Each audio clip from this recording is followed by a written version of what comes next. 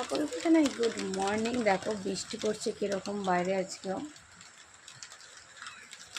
Continue বৃষ্টি চলছে। মা বাড়ি থেকে কাল রাত্রে এসছে, এসে ঘরে কাজ বাজ সমস্ত সারতে হচ্ছে। তার মধ্যে আজকে শানকে স্কুলে পাঠানো হয়নি।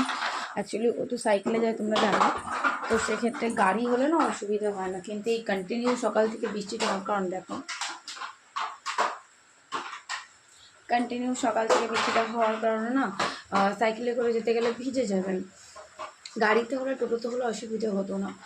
তোমার তো ব্যাপারটা আমি আগেই বলেছিলাম যে আমি ওকে সাইকেলে পাঠাই, একাই পাঠাই, গাড়ি ফাড়িতে পাঠাই না। যার ধরুন স্কুলে পাঠাতে পারিনি, তো ও এখন একটু দেরি করে উঠেছে ঘুম থেকে উঠে। এই যে শানের জন্য বানিয়েছি চকোস, দুধ চকোস।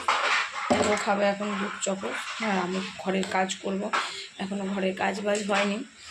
তোমাদের ব্লগটা রেডি করবো আমি, ব্লগটাও রয়েছে, একটু দেরি হবে দিতে, কিন্তু দেবো। আর 4:30টার সময় লাইভেও আসবো আজকে আর কোনো এইদিক ওদিক করবো না, আসবো। দেখো সবটাই তো তোমরা যেমন আমার একটা ফ্যামিলি, আমার এদিকেও তো আমার একটা ফ্যামিলি রয়েছে, সেগুলো তো আমাদেরকে মেনটেন করতে হয় সবটাই।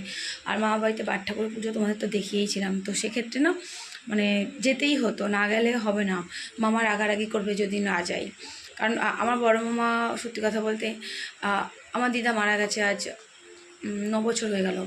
কিন্তু সত্যি বলতে অনেকে বলে না যে দিদা মারা গেলে পরে মামা বাড়িতে যাওয়ার সেই থাকে। হ্যাঁ অবশ্যই দিদা না থাকার একটা কমই অবশ্যই অনুভব করি, যে দিদা নেই এই কমিটা অনুভব করি। কিন্তু সত্যি বলতে আমার বড় মামা, আমার বড় মামি, আমার ছোটো মামা, ছোটো মামি, ওরা না ভীষণ ভালো সবাই, ঠিক আছে।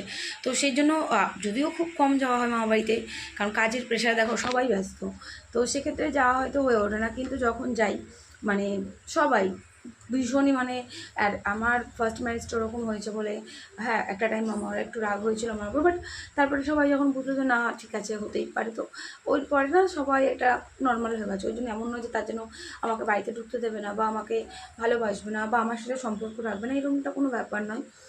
কারণ যেটা হয়েছে সবার চোখের সামনে হয়েছে, বা সবাই দেখেছে কোথায় আমার ভুল ছিল কি ছিল না।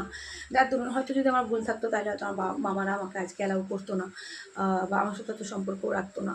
কিন্তু তারাও নিজেরাও দেখেছে সবটা সামনে থেকে, যে 7-8-9টা বছর আমি কীভাবে স্ট্রাগল করেছি একটা সম্পর্ক বাঁচানোর জন্য। তো যাই হোক, ছাড়ো, সকালবেলা এখন এসব কথা বলার কোনো মুড নেই, পরে কোনো এক সময় নিশ্চয়ই শেয়ার করবো। তো তাই পুজোতে যেতেই হতো।